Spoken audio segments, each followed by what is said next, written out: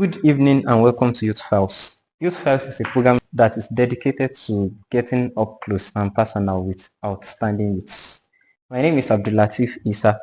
On Youth Files today, my guest is Opegbemi Matthias Busoye. Opegbemi is a student of Electrical and Electronic Engineering at the University of Ibadan and the current speaker of the UI Student Representative Council, UI SRC. Right, Honorable, welcome to Youth Files. Thank you so much for having me here. You are in your final year as an undergraduate. How has studying in UI been so far? Studying UI has been ups and downs basically. On grade level was majorly academics. That was the primary goal for coming to UI. So, I think I've done beautiful in terms of academics and trying to get leadership and other extracurricular into the mix. So, overall, I've loved the experience so far. It's been a learning, a fun one. Okay. What inspired you to study electrical and electronic engineering? A very funny story, honestly. My mother did choose the course for me, but Your mother? yes, my mother. So primarily the fact that she looked at the economic of Nigeria and she wanted us to do so. I'm saying us because my brother and I were doing the same course. So she wanted us to do a course that if Nigeria goes south and job is hard in Nigeria, something we can actually do independently. So that's why we chose electrical and electronics engineering. Okay. Yeah. And also it aligns with our personal background in terms of being good in math and physics, so it was a good fit as well. Okay. You are an honorable member, the speaker of the SRC. What inspired you to take on leadership role in the SRC? So is that just particularly all leadership roles or just in the SRC? Everywhere. So my leadership journey started as maybe JCI member as well as being the faculty president. So those were my early taste of leadership. And so what initially 100 level, the goal was to have a 4.0. So unfortunately, that was not possible. So I felt it best to get other things in the mix and not just limit myself. So there I was introduced to JCI, and JCI in itself was a parliamentary system. So it was a leadership. The goal of JCI is to build young leaders. So the environment was something that did push me into leadership. So I was able to then I was prompted to be the faculty financial secretary. I went for that position in my 20 level, and I was in position on 3 level. Then I've just tried to improve myself. So I went for speaker in my 400 level. Then I started work as speaker in 500 level. Okay. What challenges have you encountered as the speaker? Being the speaker has been really a difficult one and maybe a very good learning experience so far. The biggest although so far has been the school fees issue that came up just recently during this administration. So that has been the biggest challenge. So it's in terms of what I say being diplomatic, trying to satisfy the students as well as knowing how difficult this situation was, the particular situation or the particular conditions that rules that cost the school fees. So federal government reducing funding for public education and students not being able to pay, so it was very hard to balance those things and come to a middle ground. So that was very tough in terms of balancing with education and other personal experience and personal tasks has been very difficult. Academics is my primary purpose in school, so not to get that slacking and also to balance things that I did up for. I voluntarily came to serve as speaker, so balancing that has been a really big test for me. And so, but majorly time management and getting good results that satisfy students. Do you think you played your role very well at that time when the students were fighting against typing school fees? Several people don't understand several students did not see the picture. I saw the full picture of things and what history had taught us. So in terms of that particular case, I think based on the situation, there were little I could do better. I was not the leader of the union. The president is all I do is try to. I did my advice in every way possible, but the results from the school fees were not what I wanted. But it was sad. It was sad how things turned out. I feel I could have done some things could have played out better, but um, I think things could have turned out better. But in terms of my own part, I think I did try my best. I did try my best. So it was just sad that I could not. My visions or my goals were not able to be achieved. Okay. How do you build trust and credibility with fellow students as their representative? I mean, the fact that I was elected means that they kept their trust in me. So I mean, building trust was not just start from being the speaker. It started beyond. It started being an undergraduate student. Interacting with them. So I mean, in Zico, for example, where I came from, I've been in Zico for 5 years, never left. So I've met with a lot of students. I've interacted with them. I've helped them in my little way. I've listened to them. I've communicated. So in terms of building trust, listening to them. So communication is key. Communication and trying to get them understand their needs and what you can do for them. So that's communication is primary in building trust. Okay.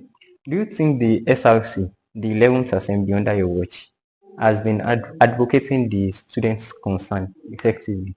Yes. So I mean, the primary job of the representation and legislation is representation and advocacy. So in terms of getting the complaints to the executive for execution, we've done that, and it's honestly it has been really challenging to getting things executed from the school management point of view and from the federal government. So I mean, our direct link to getting things implemented at the school management. The union itself are not the ones that.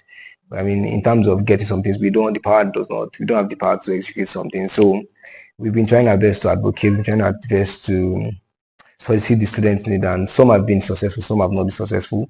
Also, we've been meeting external bodies like several people who are up and able to try to get them to get some of these needs solved. Some have promised, some we are still trying to intensify our efforts to get them solve this problem and yeah, cries.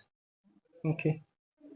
How do you balance academics, leadership, responsibilities, and personal life?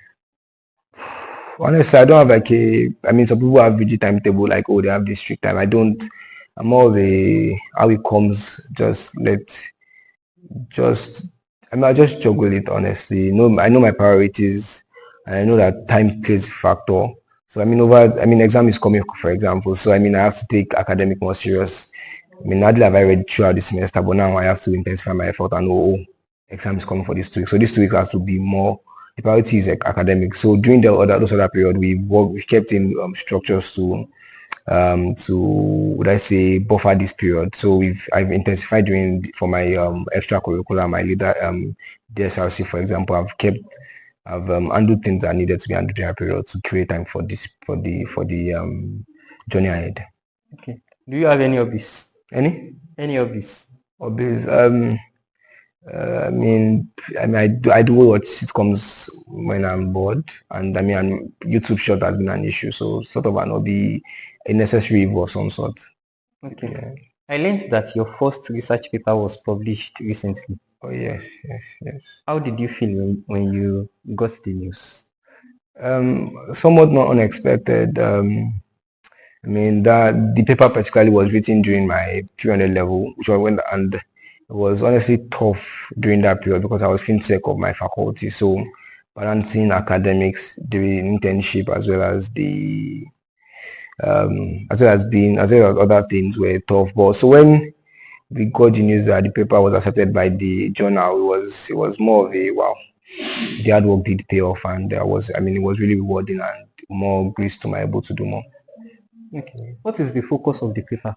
So basically, we created was a research to develop a model to predict to detect soil properties, so the chemical and physical properties of the soil using soil images. So we're trying to give farmers a low cost solution to planting. So I mean, when you want to like study the soil to know what crops are best for you, and you probably have to like take the soil sample, take it to the lab. Why not we just use AI models using soil images that you can take from your phone or what have you, take it on the phone and then take the picture, analyze it with the model and get the results. So this will give us non-destructive this is a non-destructive process for soil image, so it will be cost efficient and it would advance agriculture just in Nigeria and the world at large. Are you taking any step towards ensuring that the recommendations of the research are implemented? Oh no, no, currently like things have been really tough. I mean, the paper was just published, was not about a month or two ago. So I mean, and my focus has been like I want to graduate first before I now start advancing my career as a whole. So not currently. Okay. What is your advice to fellow student representatives and aspiring representatives? First of all, know your priorities. So academics are first thing. So let's get that sorted and make sure you can undo things. So don't shy away from opportunities. Don't shy away from every disappointment can be another opportunity waiting. So always believe. Having the right mindset is can be more important than having the right opportunity. If you don't prepare yourself for the opportunity will be wasted. So prepare yourself, know what you want, and go for things that you want. Finally, the student union election is approaching, and many students believe that at this time the union needs someone who can maybe go their local way. So, what is your advice for students as they go to the polls?